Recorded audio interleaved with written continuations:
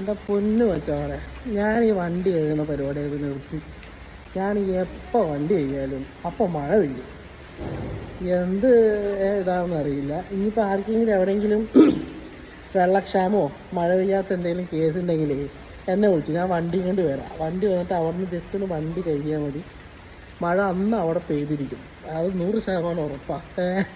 ഇത് നോക്കിയൊക്കെ വണ്ടി കഴുകി കുട്ടപ്പനാക്കി. ഇതും നമ്മളുടെ മറ്റേ വണ്ടി കഴുകി കുട്ടപ്പനാക്കി കൊണ്ടുവന്ന് വെച്ചേ ഉള്ളൂ, മഴ പെയ്യാൻ തുടങ്ങി. ഓക്കെ, ഇതാണ് അവസ്ഥ. വണ്ടി കഴുകാൻ പോകുമ്പോൾ തന്നെ ഞാൻ പറഞ്ഞു, 2 മൈൻഡിലാണ് പോയത്.